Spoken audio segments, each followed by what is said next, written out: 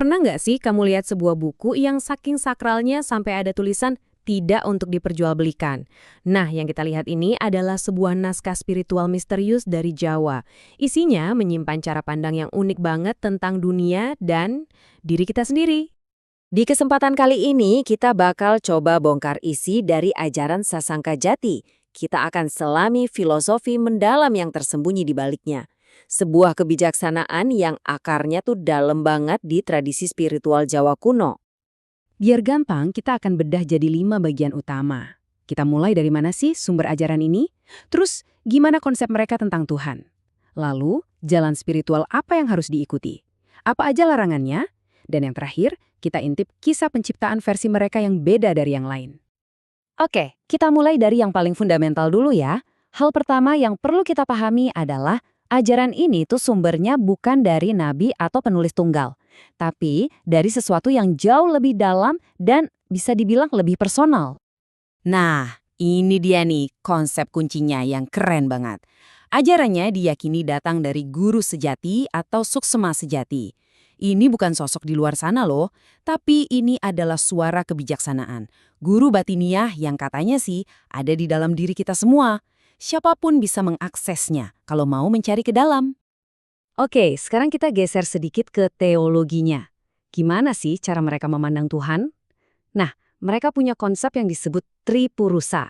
Ini semacam gagasan Trinitas yang jadi fondasi cara pandang mereka terhadap yang ilahi. Jadi, apa itu Tripurusa?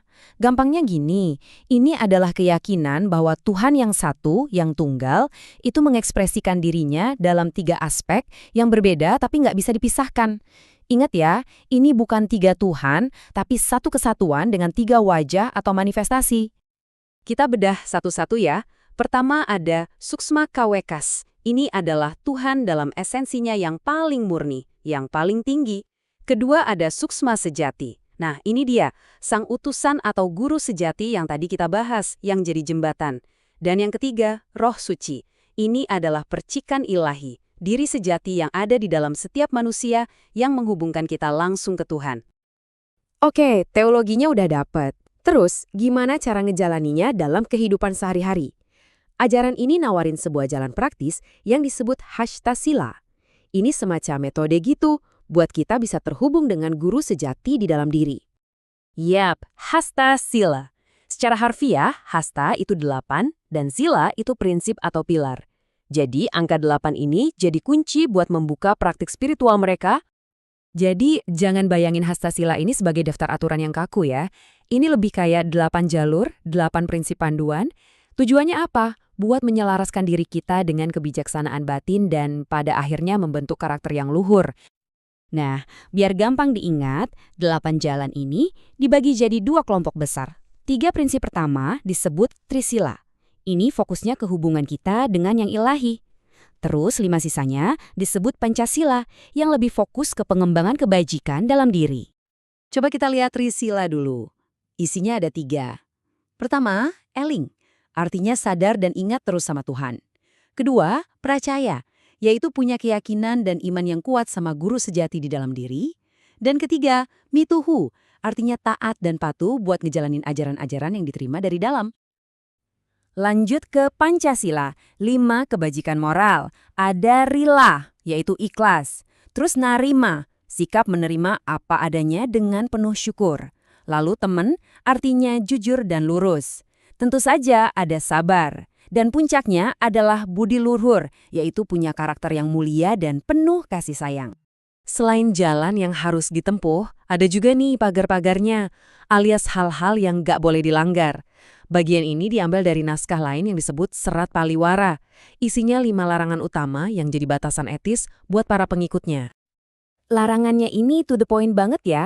Pertama, dilarang menyembah selain Tuhan yang Maha Esa. Kedua, harus hati-hati dan bisa mengendalikan hawa nafsu. Ketiga, hindari zat apapun yang bisa merusak badan, kayak candu atau alkohol. Keempat, jadi warga negara yang taat hukum. Dan kelima, jaga kedamaian, jangan suka cari gara-gara atau bikin konflik. Dari semua larangan itu, yang pertama ini ditekankan banget. Naskahnya bilang, nggak ada dosa yang lebih besar daripada salah arah dalam menyembah. Ini nunjukin betapa pentingnya konsep keesaan Tuhan dalam pandangan mereka. Nah, sekarang kita masuk ke bagian yang paling menarik nih, kosmologinya.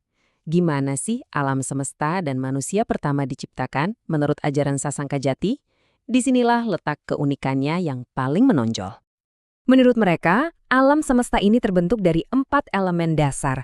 Ada suasana atau atmosfer, geni atau api, banyu atau air, dan terakhir bumi atau tanah. Dari perpaduan keempat elemen inilah, katanya, seluruh jagat raya ini tercipta. Tentu ini bikin kita bertanya-tanya kan? Kalau alam semesta dari 4 elemen, terus ceritanya Adam dan Hawa gimana dong? Nah, disinilah pandangan mereka jadi sangat filosofis dan berbeda. Di sini perbedaannya kelihatan banget. Kalau pandangan umum menganggap Adam dan Hawa itu satu pasangan pertama yang jadi leluhur kita semua, Sasangka Jati melihatnya sebagai metafora. Menurut mereka, Tuhan itu menciptakan banyak pasangan pertama di setiap benua atau daratan utama di dunia. Merekalah yang jadi cikal bakal bangsa-bangsa di wilayah itu. Bahkan lebih dalam lagi, Adam itu dianggap sebagai simbol dari kehendak Tuhan. Sementara Hawa itu simbol dari terwujudnya atau manifestasi kehendak itu. Jadi, kisah Adam dan Hawa ini bukan cuma soal sejarah satu pasangan, tapi sebuah pola dasar tentang bagaimana kehendak Tuhan menjadi sebuah ciptaan. Dan pada akhirnya, semua ajaran yang udah kita bahas tadi, itu muaranya cuma satu pesan inti.